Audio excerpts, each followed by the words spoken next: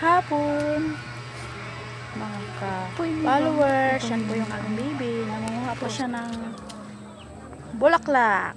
Yan, inubos siya na po. Be, sige, ubos. Ubusin mo na. Yan po. Ito po yung aming labas ng bahay. Yan. Yan po, maraming bulaklak. Yan.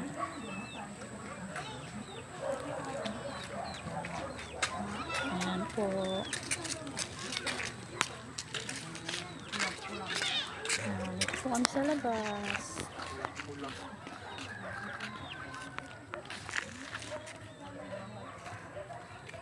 Yan, dito po yung sa labas ng bahay.